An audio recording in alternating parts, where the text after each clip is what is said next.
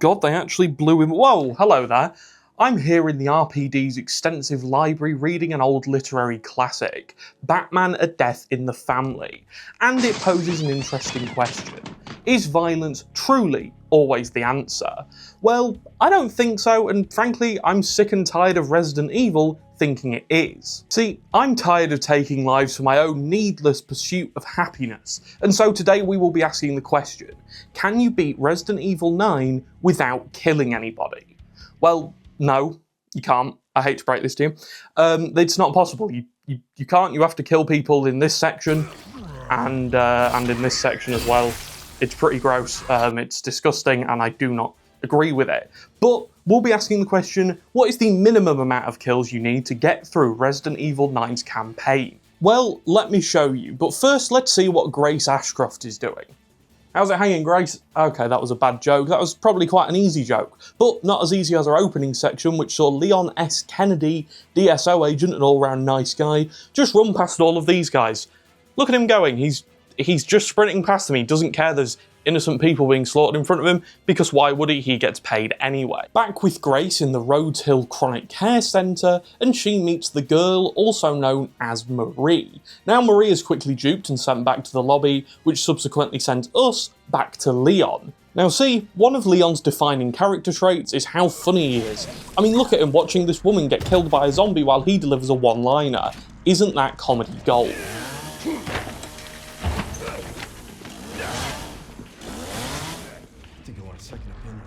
Oh, brother, this guy stinks! No, but seriously, this is the first real challenge of this run, which means we had to get a little bit creative and restart a few times in the name of experimentation. But it was actually a little bit harder than you might think. See, initially, the zombie with the chainsaw has to be killed. That is unavoidable. For some reason, he does not drop this chainsaw or kill any other zombie, which is a pain in the arse. But trust me on this, it gets easier. Because see, this zombie here does kill people with the chainsaw and will become our greatest ally. That is until he eventually dies, and then another zombie picks the chainsaw up and kills someone else, and then another zombie, and this cycle repeats until ultimately all of the zombies in this section bar 3 are dead. Now this is getting us off to a resounding start. I mean, Leon has 1 kill, Grace has 0. It couldn't be going much better than this. But there's one tiny issue, there's always a tiny issue in these challenge runs, and that is, these last 3 zombies, these guys here, they just don't kill each other. There's nothing these guys can do to hurt each other. Now, the rest of the zombies went down easily. Zombies chucked the chainsaw, zombies got killed by the chainsaw. Pretty cut and dry, no pun intended. But these zombies just refused to do that. Leon could run around, he could train them for my COD Zombies fans out there, and nothing would happen, they'd just carry on walking around. So, unfortunately, I don't know whether this is down to my lack of patience or these zombies' terrible coding, but we have to add 3 more kills to the board, which ultimately lands us on 4 as we meet Grace Ashcroft again. Now, Grace is running away from Marie, the girl she duped earlier. Leon puts a few bullets in her head, and it's here we meet the evil Night Guard. Now, the evil Night Guard isn't actually that evil. See, he's the night guard of this chronic care centre, and knowing Grace was a patient here who would ultimately try to escape her therapy, he would want her back. But Leon Kennedy steps in, and well, he takes him instead, because who wouldn't want to kidnap this man? Look at him, he's beautiful. With Grace left to her own devices in the care centre, she finds this door. This door can only be opened if you place 3 blocks of quartz in their respective slots. So guess what we're doing now? The first stumbling block to grabbing the first block of quartz would be the chef. That's what I would say if we didn't breeze past him. Look at him, he's gone. He's in the rearview mirror, nowhere to be seen. Anyway, we get through this section mostly unharmed. We do take a bit of damage here and there, but that's not the point of this challenge. We get the first block of quartz, slip past the chef again, grab the East Wing keycard after we open the casino, and that sees us go after the next block of quartz, which might prove to be a little bit more difficult. Heading into the East Wing and going to the top floor, we meet Chunk. Look at Chunk. He's huge. He fills this entire green screen. This green screen's quite big. For reference, I'm 6'3". The green screen goes all the way up here. Chunk fills all of this. He's huge. Also, Chunk has a twin. Yeah, I think he's called Dylan. I can't remember. I'll fact check myself in the edit. I think he's called Dylan. Anyway, Chunk fills the entire corridor, meaning to grab the corrosive acid we need to burn the lock to open the box to get the quartz, we need to get past Chunk. However, that's easier said than done when you can't hurt him. But never fear, because after taking a few tries to get past the big boy, we slip past him, dodge the old singing lady's awful, awful high notes, grab the corrosive acid and make our way back to the box containing the quartz. Grace grabs the second quartz with relative ease after a meeting with the evil night guard and gets bitten on the way back downstairs. See, what I didn't tell you was that these two zombies, these two guys here, had been making my life a living hell. Seriously, they would not leave me alone. They just spawn camped at the door and I couldn't do anything. They were just there all the time waiting for me. So I used quite a few herbs to get past them, but we did get past them and that's what matters. We placed the second quartz in the door and that leaves the third and final quartz to finally escape the care centre. So with 2 out of 3 of the quartzes found, we speak to Emily, this child wearing a bear onesie. And in something no way related to what this video script was originally going to be about, you might have noticed Grace is wearing a bear hat. Seriously, that's got nothing to do with the script, I just thought it looked funny. I mean, Emily is a science subject in a care centre dedicated to making bioweapons, and I kind of felt bad for her, so I thought she needed something a bit more comfortable, so bear onesie. And as for Grace, I mean, you know, Grace adopts her, so it only makes sense that the new mum of this bear onesie wearing child wears a bear hat. I mean, I've gone off on a tangent here that's got nothing to do with the video, but now you know why she's wearing a bear onesie. Anyway, that doesn't matter. What about that third quartz? On our way to find the third quartz, we find a body which is lacking lungs and a heart. I'm sure there's a song in there somewhere, but musical numbers aside, we realise that maybe, just maybe, on our mission to preserve as much life as possible, we should put ourselves in positive equity and give life to someone who has sadly lost it. We head around to the care centre parking garage and find a cooler box with a pair of lungs in, finally breathing some new life into this challenge.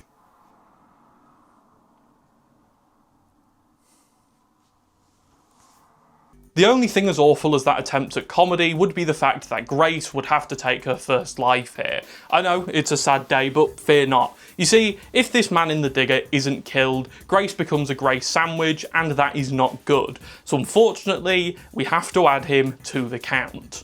Grace grabs the lungs from the box and begins heading over to cold storage, and after duping the chef... Oh, she's dead. Anyway, after duping the chef and getting round him, Grace grabs the heart and oh, for God's sake, she's dead again. I think the chef guy's some sort of sick joke, but enough of that. After actually grabbing the heart and making our way back out of cold storage, we go and deliver the heart and lungs to the body and oh my God, he's actually alive. That is terrifying. It's here I consulted longtime friend of the channel and mod in the Discord server, Broman. Now, Broman, being the Resident Evil genius that he is, mentioned that we wouldn't actually have to kill this guy. See, if we ran back out into the main hall, came back to where he was and waited, he'd already be dead, killed by natural causes. You know, like a crude reconstruction to his insides. Anyway, that's exactly what happened. He just dropped dead. We just walked in and he fell on the floor and died, and we stole his wristband and we were able to get into the isolation ward. Yippee! After weaving through some zombies on our way to find the final quartz block, we'd run across this box. Now, this box is covered in Braille, and rather using common sense and just memorising the code from the other boxes, or at least the sequence, Grace realises that, wait, the blind child she found earlier can probably read Braille. So we head back to the cell, rescue her, and bring her over to the box. But it's not quite as easy as that. We had to get a little bit creative with our methods here. So with 2 routes through to the isolation ward and no way of stunning, knocking back, or even getting round enemies very quickly with Emily in our arms, we had to keep experimenting and taking plenty of deaths. The first route would see us head straight through the middle room, past the noise-sensitive zombie, and would you look at that, it's Chunk. Of course it's Chunk, we can't get rid of him. The other route we could take would see us bring Emily through the left-hand side of the care centre, through the surgery room, and initially I thought this was the way to go. However, once you reach the isolation ward, there was a zombie coming out of it, meaning that considering we'd probably already been bitten by the time we get there, this bite would kill us and we'd ultimately succumb to our injuries. This wouldn't be too bad of an issue if we had auto saves, but we didn't. See, I decided to do this challenge on standard classic, meaning that we could only save with ink ribbons, and Grace's sections barely had any auto saves. So that means every time we died, we'd have to skip this cutscene and start right from where we stood, which again wouldn't be an issue unless everything in the care centre was trying to kill us at the same time and we had no way to defend ourselves. And would you believe it, that's exactly what was happening. So, the first time we actually got through to the box with the Braille on it was by doing this. We first head straight through the middle room to trigger the chunk spawn. After triggering the chunk spawn, we'd do a quick turnaround, head back around and go the left route. And by the time we got past all the zombies on the left hand side of the care centre, hopefully the zombie in the isolation ward would have either not spawned or already spawned and be out of our way. And thankfully, he had done just that. He wasn't there. However, what I didn't take into account was the fact that Emily wouldn't open the box here until all of the enemies in this little section were killed. So obviously that means we'd have to add some kills to our count, but I didn't know this and so we died. And guess what? The last save was before the cutscene, so we had to do it all again, and this time it was not as easy as that. See, the issue here was we could only take 2 hits worth of damage, and that meant in no possible scenario could we just brute force our way through this segment. And it also meant that dropping Emily on the sofa and then moving enemies out of the way and then going the route we'd plotted by moving the enemies out of the way with Emily was pretty futile, because by the time we'd picked Emily back up and carried on running round, all of the enemies would be either back where they were or in a worse spot than before. To get there and stay there though this time, we had to take a different route. We ran around the zombies in the surgery and found ourselves cornered in the lab. However, we managed to do some training of the zombie in the lab, run back around, round past the back of Chunk, who thankfully had already began walking away by the time we got to the isolation ward entrance, and just like that, without nearly any hitches, we'd got to the isolation ward, but unfortunately, as I alluded to earlier, we would have to kill 4 zombies, one coming back as a Crimson Head. However, I won't be counting that because, you know, it's the same zombie, he comes back to life, so 4 kills to the count, which takes Grace's count up to 5. So with the quartz in our possession, and oh hell, the kid's been taken. Okay, she had the quartz, we kind of need the quartz. I guess we're going to have to go rescue the quartz. And the kid as well. We might rescue the child if we can, but the quartz is the main objective. Before we do that though, what do you think Leon Kennedy's doing right about now? Well, Leon is having a nice sit-down chat with the night guard about possibly, maybe letting him go. After the two come to agreeable terms, Leon comes across Chunk's twin. You know, the one I mentioned earlier? Here he is! This isn't Chunk. I thought this was Chunk on my first 3 playthroughs. I was like, I've already killed Chunk, why is he back? Turns out Chunk has a twin. This is why you should always read the files, kids. Unfortunately though, for Chunk's twin, there is no way past this without killing him. So a few shotgun shells and a hatchet to the head later, Leon takes Chunk down and adds a 5th kill to his count. Unfortunately though, it wouldn't end there, as once we got to the night guard's lair, we realised the door that we had to open to get in it wouldn't open until we'd killed all the zombies in here. Yep, still going. Yep. Still going. There's a lot of kills. It's not good. I don't know how long this compilation's going to be, so I'm just going to stand here until it's over. And with that, 7 kills are added to the count. Leon enters the night guard's secret quarters and begins looking through his computer files. And it's here he finds the night guard's weird obsession with Grace. See, apparently Grace is special or something, I can't remember. But the point is, Grace isn't safe and neither is Leon. See, sometime in 1990, oh my god. 1998. It's a day I'll never forget. Anyway, Leon drunk loads of beers, got alcohol poisoning, and so now he's dealing with that. Look at his arm, it's got black mould in it. How fun. This is Ethan Winters approved. Anyway, with that revelation brought to the forefront of our minds, we find Grace again. Grace finds the bear child in a cell and realises the only way to open it is with 3 key. Wait, no, what was it? I can't remember. 3 quartz block. No. Oh God, what was it? 3 parts of a child. No, that was the other one. Oh, electrical plugs. It was 3 electrical plugs. So Grace finds out what she needs to do next, and this is where we begin the basement section. Every game needs a basement section. This section went by quite quickly, and I was quite surprised. See, apart from getting beheaded by Marie a few times, the rest of the zombies here were kind of just set dressing, which allowed us basically free reign of the basement. The part which really stunned me with just how simple it was though, was the processor. See, if you played the game before, you know what the processor is. It's a glorified waiting game. You stand about, you wait for the zombies to get processed, you try and avoid being processed. And well, that's basically what we did. Took a few kneecappings here and there, couple of bullets in the chest just to make sure the zombies didn't get too close and drag us in with them. But overall, this was a 10 out of 10, easy section. The part which really spiked my cortisol levels The part which really spiked my cortisol levels though was the dash from Marie after grabbing the second plug.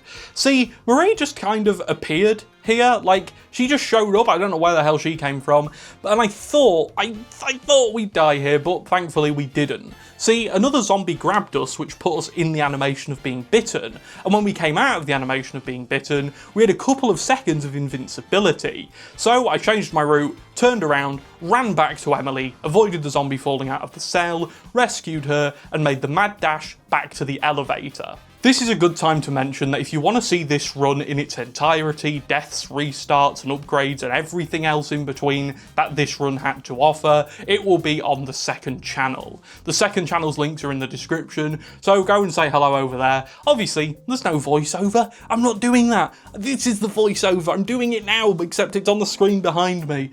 So it will just be the game audio, but it could make for fun background noise. I don't know, I kind of just want to upload them there as proof, and so I don't lose the footage. Anyway, what the hell is Grace Ashcroft doing now? Well, Grace is outside, not quite having escaped the grounds of the care centre. She finds a helicopter, and next to that helicopter is a house. And next to that house is nothing, another helicopter I guess. But inside the house, that's where the real secret lies. See, if we turn this bottle of Lady D's Homelander juice, we can enter a secret lab, and this secret lab actually houses the keys. I don't know why you'd build an entire lab just to house some keys, but hey, each to their own. We take the keys and obviously the lab starts self-destructing. This is a Resident Evil game after all, and I thought we'd have to grab a few kills here, but no, we can just run past everyone. I assumed we'd have to use the fire extinguisher thingy to melt some zombies down or whatever, but no, they just kind of like stumbled about like idiots. So we were able to run through the blood, get back up to the surface, and escape on the helicopter. Oh, it's crashed. But with the helicopter crashing, that means we get to zap back to Leon Kennedy. Yay! Everyone get your counting fingers ready. Leon's here and he's ready to take some lives. So while protecting Grace as she gets into the church, Leon racks up 15 kills. 15. Unavoidable. Can't do anything about it. There's no way to stop it. 15 in a no-kill run. I hate this man. I hate this man so much. On the upside though, we do get to get some revenge on that godforsaken chef, so that's a win in my book. However, after this is all over, Leon slides off the roof and lands on a zombie and kills him. Now, I'm not counting this, alright, I didn't do this, this was Leon. I did not kill this zombie. This guy, not my fault, alright, that's Leon's fault. So I'm not counting that. Let's get into the church. After making our way to the church to meet up with Miss Ashcroft and the cutest little science experiment gone wrong I ever did see, Leon once again gets his guns out and he kills 5 more people. Yep, he's added 20 kills in the last, 5 minutes? Thanks, Leon. You're a great guy and I really, really hope that alcohol poisoning doesn't kill you. We then cut back to Grace and her encounter with the girl. Marie, if you will, if you want to call her by a government name. However, this section requires violence and I'm not a fan of that. But on the other hand, I am a fan of the fact that that we don't grab any kills here. Just hear me out before you start typing your evil comments. See, once we open the hatch to expose the girl to direct sunlight and begin burning her to death, we're actually given the option to shoot her with the Requiem hand cannon. However, I didn't shoot her, I just sat there for an uncomfortably long amount of time and watched as her skin slowly fell off her body. It was really uncomfortable and I started looking around in game to try and not look at this happen. However, since we didn't kill her, we didn't shoot her, we didn't kill her, I'm not counting this as a kill. I know, contentious, but you know, my video, my moral compass, the light killed her, not me. Had I have fired a shot at her, maybe, yeah, that would have counted. We'd have put the final nail in the coffin, so to speak. But given that we don't actually do any damage to the girl in this section, I am not counting this as a kill. Leon catches up to Grace just as Emily, oh my god, I'm not turning around, that thing is hideous. And yeah, Leon shoots it a lot. Leon lights it up because he lights everything in this game up. And just like that, Grace disappears, angry for us killing this thing. Look at it. Why wouldn't you want to kill this thing? I'm actually with Leon on this. Why is Grace protective over that? Look at it. Anyway, Grace runs away, Leon stays behind, and Grace runs into Wesker. He's like Wesker, but he's got outdated 2015 MLG sunglasses on, and he spells his name with a Z because it sounds cooler. After meeting Wesker, we finally get to go home. Raccoon City. Except it isn't really anyone's home anymore apart from a few zombies and a giant spider. I hate this thing so much. I really do not like this thing, and thankfully we do get to kill it later on. But before that, we have to run past its disgusting, vile, just gross babies. These little baby spiders which are like this big, they're like the size of my head. They're horrible, and I hate this whole section, but thankfully we get to put the Titan spinner out of his misery. Thank Christ for that. Our next section sees Leon, whoa, he can fly, look at him go, or is he going this way? I don't know which way he's going to be going on the edit, but that doesn't matter. What does matter is that this section was a lot easier than I thought. See, there's a lot of zombies in this section, and one of the zombies, this big bloaty boy here, can turn the other zombies super evil. Like, there's like evil, and then there's super evil, and then there's Chris Redfield. Point is, these zombies, really easy to get past. We just trained them around a post because all video game zombies work the exact same, and it was as easy as that. We run past them, grab the part, head into the next section, which, you'll never guess what we did here, we just ran around in a circle again. We just trained them, we ran in, we ran out, we got the part, and we made it to the daylight. However, Raccoon City gives with one hand and takes with the other, as our next section would prove in droves. Next up though, we had to head to the gas station to get some fuel for Leon's custom-made Porsche Turbo GT. Available to customers in the US market, this Porsche Turbo GT boasts a top speed of 191 miles an hour while being able to go from 0 to 60 in 3.1 seconds with his 650 horsepower's worth of power in the engine. This section was not sponsored by Porsche, and I am in no way affiliated with the Porsche brand. However, if they are listening and do want to reach out, here's my email address, get typing. To get the fuel though, unfortunately we'd have to grab a few kills, and this completely butchered our run. See, up until this point I had been dreading this section, and even then it was worse than I imagined. This segment absolutely sucked. Once we grab the gas canister, we kill the zombie holding the chainsaw, dart left once we leave the petrol station to avoid this explosion, kill 3 zombies, then later kill 11 more zombies, and then the final boss for this section shows up wielding a chainsaw. We have a little fight with him, and he dies as well, and that adds 15 more kills to the count. Thanks, Leon. You never fail to amaze me. We then grab the fuel for Leon's custom-made Porsche Turbo GT, which is available to customers in the US market and boasts a 4-litre engine, 651 horsepower, and don't forget, a top speed of 191 miles an hour with a 0 to 60 of 3.1 seconds. Again, Porsche, if you're listening. Anyway, with that nightmare over with, we managed to scale this building, avoiding any and all troubles on the way up. It's on the way down though that we run into a small snag. See, this section looks hard on paper, and when I first played it, I thought we'd need a few kills to continue. However, when I reached the bottom of this lift segment, the cutscene played and there were still zombies on the lift.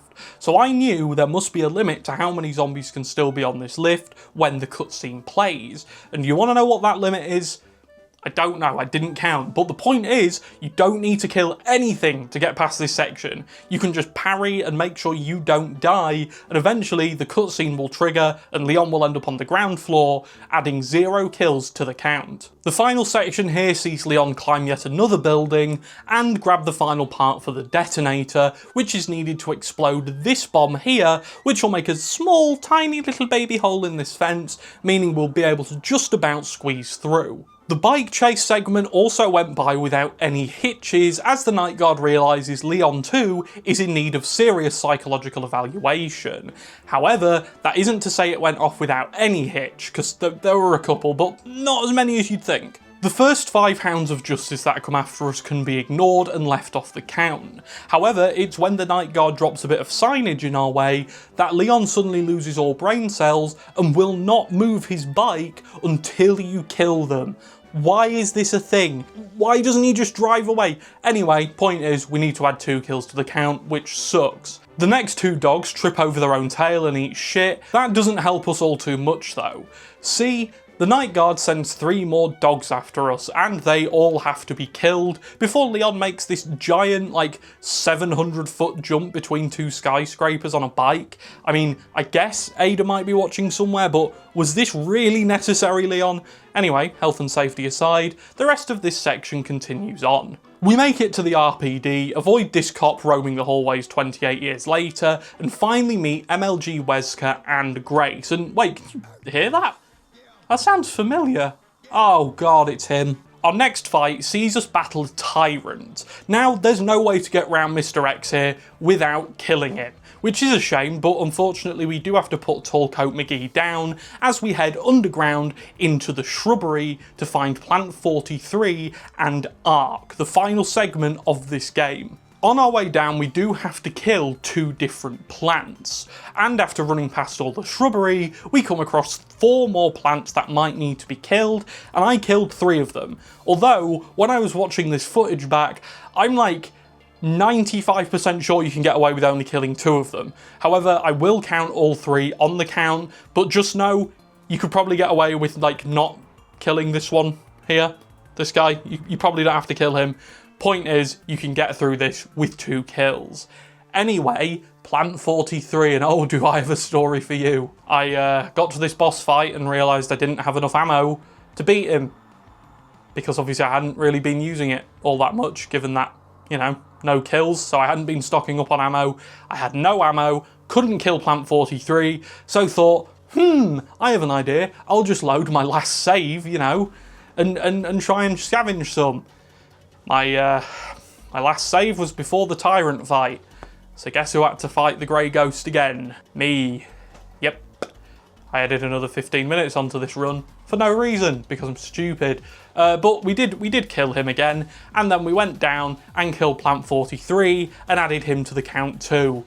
I can't believe I just referred to a plant as a person. Now with that nightmare over and Plant 43 finally cut down to size, we enter the end game. It's here we'll meet up with my beloved Grace Ashcroft again, and finally get Leon Kennedy his cure so he can star in Resident Evil X, Biohazard: The Chronicles Revelation Village. We will be there day 1. You know what, considering this is the end game, this section went remarkably well. We have to grab 3 kills here on these elite guards before moving into the next room of elite guards, where I knew for a fact we'd have some help, but getting to that help is easier said than done. Knowing exactly what we'd have to do here, we drop 2 of the elite guards right off the bat before making our way over to Greg. We release Greg and he does a lot of the heavy lifting here, not adding any kills to Leon's count, even Greg himself who gets taken out by the guards, meaning we only have to add 2 kills to Leon's count in total, which really isn't that bad, and I was quite impressed with Greg's performance here. Our next challenge is Hunk, and yes, this is Hunk. He does the neck snap thing. This is Hunk. Anyway, PSA over with. We have to fight Hunk, and you know what? this was quite easy. We take him down, and I'm doing this all in a really calm voice so I don't get heated over the fact that this is Hunk! After taking the Grim Reaper down, making sure Nighthawk never gets to meet him again, we finally meet up with MLG Wesker and Grace, and finally we get to play as Grace again. And you know what that means? No kills! You might be wondering why I'm so excited, and obviously it's because of no kills. Grace doesn't need to kill anyone. Leon has to kill people all the time. Grace, though, being the pacifist she is, only requires a few kills throughout the whole game, whereas Leon, it feels like every other action sequence, you are forced to take a life. So to say I was quite excited to see Grace return here was an understatement after the absolute shit show that was Raccoon City. This entire section with Grace is actually really easy if we just use a little bit of speedrun tech that I picked up in my sub 4-hour run, with no heals and no blood collector, sorry to brag. Anyway, the point is, this was really easy. This was super easy. We just ran, grabbed the dump key, put the dump key in the hole, and let Leon through. But then that meant that we needed to grab the Obless orbs. Now, if you play Resident Evil 9, you'll know these orbs suck to get, but not if you're a sado like me and spent way too much time figuring out how to get around these segments without even interacting with an enemy. First orb is an absolute cakewalk, or should I say crouch walk. We get through this entire segment without any hitches, we just crouch and then start running, and then some lickers jump out at us and start aura farming, but while they're aura farming we're just able to run past them and keep running, because I swear to you I heard the lickers running after me and I got really scared, and it was like 3 in the morning when I recorded it and it scared me a little bit, but we managed to put the orb in the hole, which meant we needed one more orb, and that was the red one. The next orb though was really easy to get, probably easier than the first one. All we had to do was run through the room where we grabbed the dump control key from, get past a few lickers, train these zombies around this pillar, and run straight back to the door, putting the orb in the hole and zapping back to Leon Kennedy. And you'll never guess what that means. We zap back to Leon, who has a case of the bad hangovers, and get cornered by a few lickers. But Hunk's hatchet gets us out of this mess, and just like that we're able to grab the override key for the elevator we need to use to get to Wesker to finally fight him. But it's here, well, it's here of course, in one final attempt to really just ruin our day. Leon has to grab a few more kills because he's just greedy like that. See, this elevator won't open until everything in the room is dead, so that's 6 lickers and 7 of these bargain bin regenerator thingies that we have to kill, which is another 13 kills added to the count for no good reason. We can't avoid this, they all have to die or the elevator won't come. So for Leon's final segment, 13 kills get added to the count, and we finally get to play as Grace again. Yippee! Grace actually finds out that she's not a bioweapon and is in fact very normal, and she releases Elpis, the cure Leon needs for his hangover. However, this does technically add 1 to our count, because if you pick the other ending, where Leon gets killed by Wesker, you actually don't have to fight the evil Night Guard. However, in this ending you do, which adds a kill to the count. However, if you think I'm watching Leon get shot in the head for the sake of a challenge run, you're entirely mistaken, and so we released Elpis and fought the evil Night Guard with a rocket launcher and a hatchet, because fuck this guy, alright? He's the reason we've had to kill all these people, and I don't like him. So, 1 hatchet to the head later, the Night Guard is finished, and just like that, the challenge run is over. So, can you beat Resident Evil Requiem without getting a kill?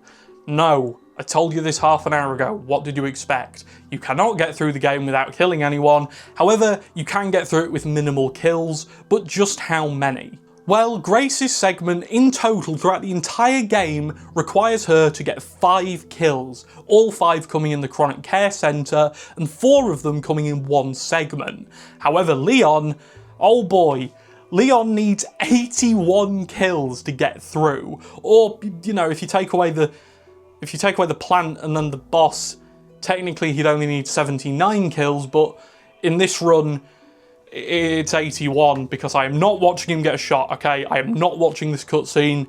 I am fighting the Night Guard.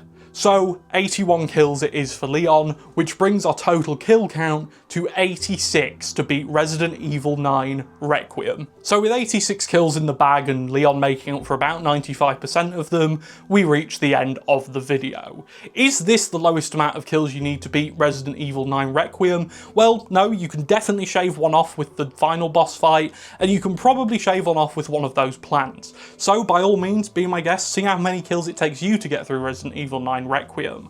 And if you'd be so kind, leave a like. It does help out a lot. I don't usually do these sort of challenge run videos. They're not usually my thing, but I've been really enjoying doing challenge runs recently. So if you want to see more, let me know what sort of challenge runs you want to see. It can be in any game that I like. I mean, I'm not playing a game I don't like, I'm not gonna lie. So like, if it's in a game I like, I'll do it. But I've got a challenge run involving this guy. We met him earlier. He's in the next one. So I hope you're all around to enjoy that. Leave a like, subscribe, and I will see you next time. Goodbye.